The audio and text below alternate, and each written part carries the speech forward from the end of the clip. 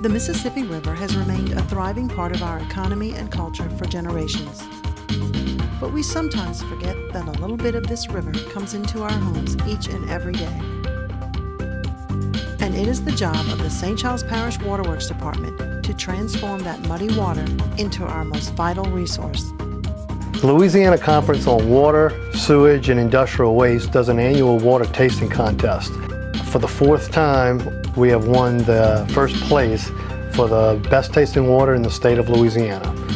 I think we have a very good quality of water that comes out of the Mississippi River. It is treated to the optimal quality, and that low level of chlorine really helps please the palate of the judges who tasted the water.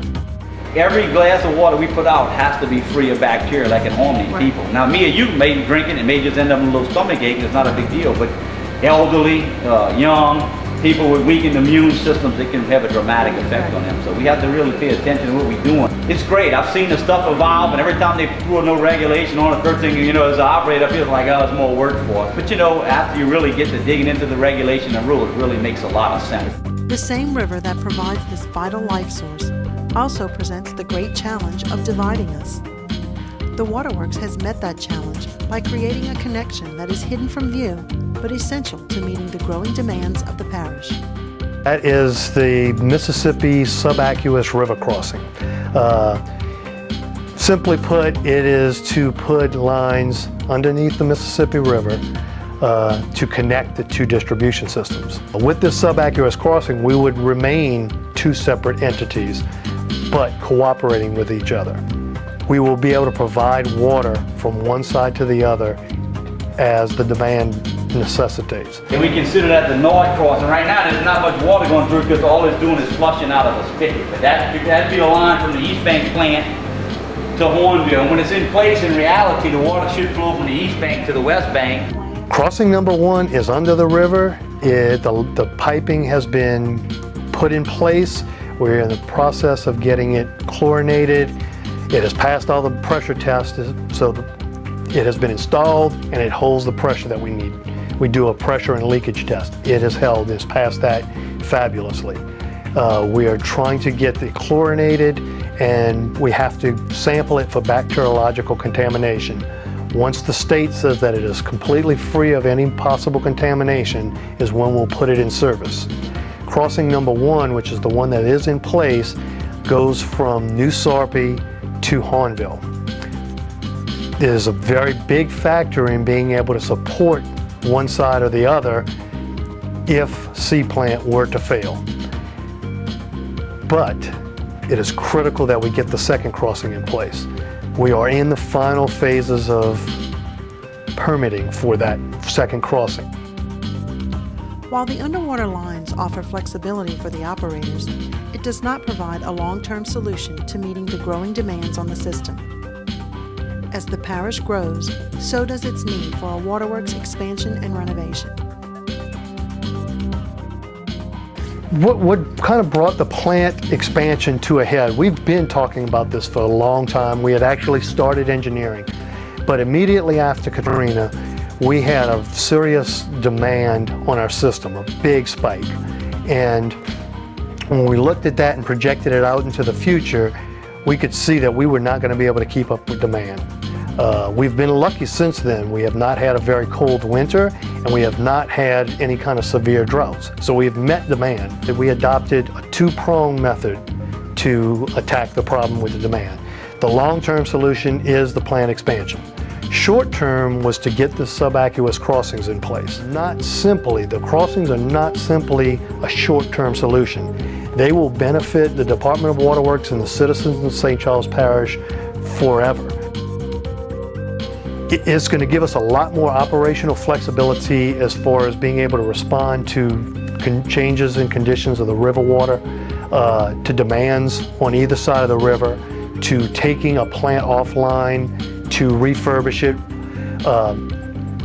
It is actually going to increase the flows, the fire protection ratings for a lot of the areas.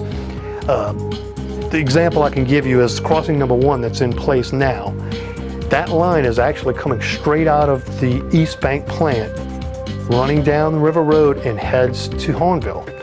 Hornville, from its proximity to the new Sarpy treatment plant, it is much closer through that line than it is to the Luling plant.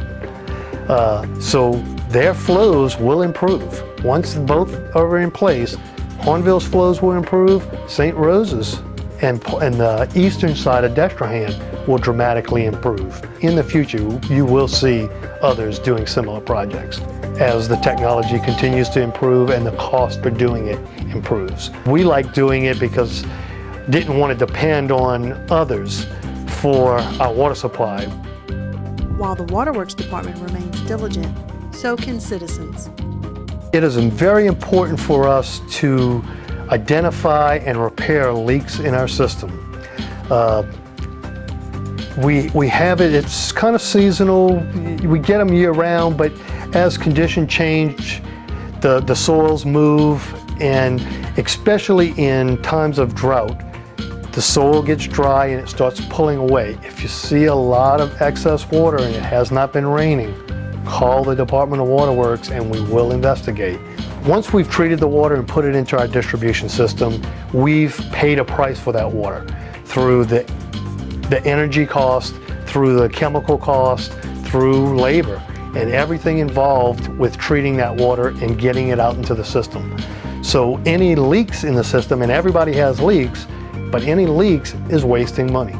So we want to find those as soon as we possibly can, and if they see those type of things in their neighborhoods, they're the best source of information for us. We have people out in the system all the time, and we do get a lot of good information back, but those smaller leaks that are in neighborhoods, those are the ideal type of things for them to find and contact us.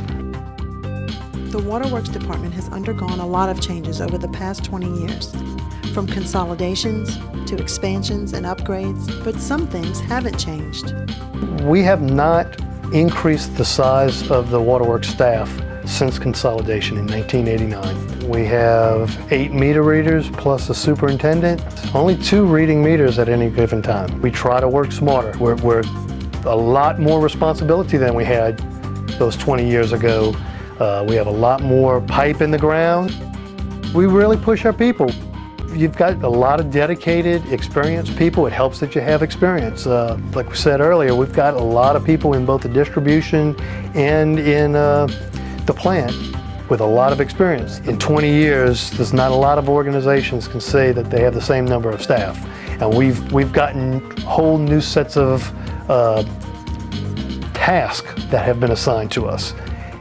We restructured several times during that period, but the end number is the same. From their award-winning production and distribution to the state-of-the-art technology upgrades, the Waterworks Department is consistently meeting its self-set standard of quality. And to make sure residents are always informed and connected, the Waterworks Department has a variety of services to help. The Water Quality Report is distributed annually and provides detailed results of the water processed on the East Bank and West Bank. A 24-hour service line is available for residents to use anytime they have questions or need to report problems or leaks in their neighborhoods.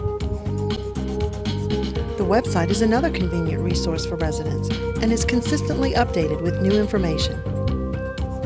And the latest customer service option is online and phone payments.